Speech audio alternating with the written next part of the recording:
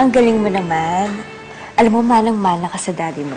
Kay daddy talaga nagmana. Parehas kami, cute. Oo naman.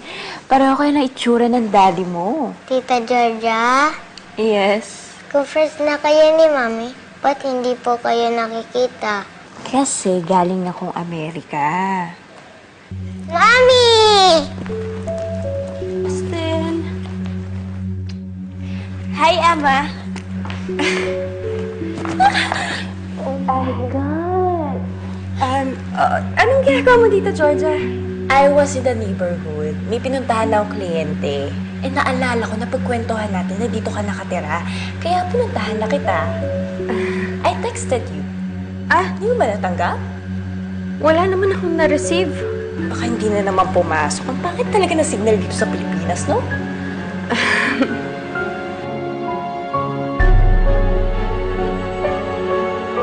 Hey, baby. Good night. Kiss naman. Okay, tita.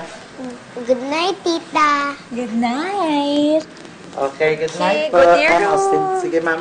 Sige pa, Manang. Emma, aayain ko sana kayo ni Rome. Meron kasi akong alam na masarap na Japanese restaurant. Yeah, sige, sure. Hintayin lang natin yung asawa ko. Anong oras ba siya dadating? Siguro mga 30 minutes. Nandito na rin yun. Alam mo, magugustuhan niyo yung food. Sobrang sarap. Huwag kayong mag-alala. Libre ko yun.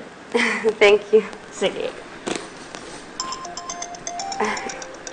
Excuse me. Hello?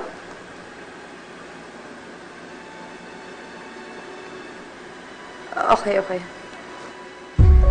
Georgia, pasensya ka na. Baka hindi kami makasama mag-asawa sa'yo. May emergency kasi yung nanay ko.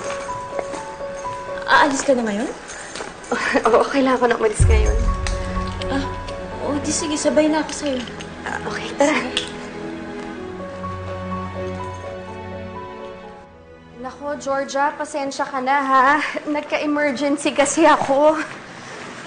Naku, okay lang. Naku ba? Uy, mag-iingat ka, ha? Oo, ikaw din. Ingat ka. Sige. Ay! Hala!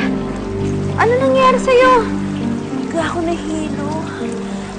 Ay! Naku, paano yan? Kaya mo bang magmaneho? Kakayanin ko. Siguro kaya ko. Ay, naku, huwag mo nang pilitin baka kung ano mangyari sa'yo. Mabuti pa pumasok ka na lang ulit sa loob. Magpahinga ka muna. O kaya, baka naman gutom lang yan. Humingi ka ng pagkain kay Manang Lolen. Pakakainin ka nun. Okay lang ba yun? Oo naman, okay lang. Hanapin mo lang si Manang Loleng, ha? Magpatulong ka sa kanya.